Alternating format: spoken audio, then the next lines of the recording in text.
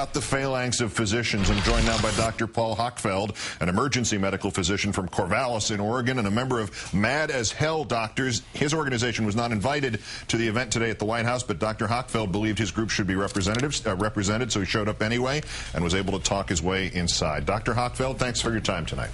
Good evening. First of all, what exactly is Mad as Hell Doctors mad about, or are mad about?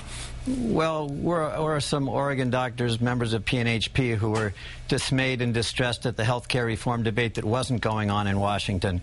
There was a debate between a failed individual mandate with or without a wounded public plan. But what I'm really mad about, and what we're mostly mad about, is not health care. What we're mad about is that our legislatures were really complicit with the industry, the insurance industry, in manipulating public policy so that it's more about profits than public good. And that's what we're seeing with this health care bill that's coming out of Congress right now, or appears to at least be making it to the floor of Congress. It's this individual mandate, and it really is incremental change that isn't going to shift the power of the industry in this sick care non-system that we've got. This issue of the public option and the idea that it might get in name only or in watered down form, let alone the idea that the single payer went out the window months ago before even the debate started or the compromising started. How do you feel about the status of the public option? Well, if we had a real public option that really competed on a level playing field, it may be a way to move towards having a real health care system. I would call it not watered down. I would call it wounded. The public plan option that we're going to get from this Congress, since it's basically written by the industry using our legislators, is designed to fail. It's designed to attract the sickest, most expensive patients, and that's called adverse selection. And adverse selection is the death knell to any insurance company, and the public plan is just another insurance company.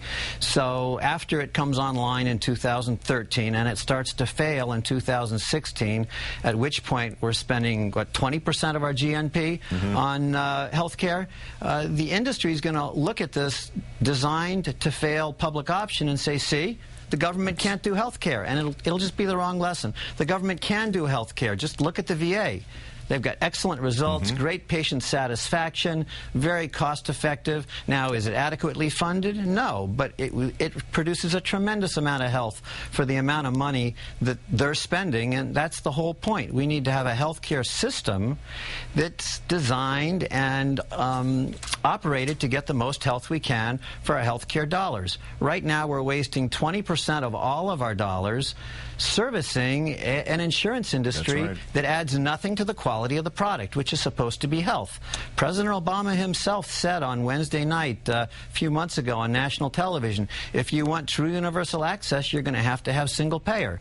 And I think that's true. The only way we're ever going to have true universal access, which is a moral imperative, is to get some savings in the system, 20% right off the top, and now we can cover everybody. And then we'll have a system so we can deal with all of the other drivers on cost, which include some of the physician behaviors because of the perverse incentives that encourage us to do more and more and more and more.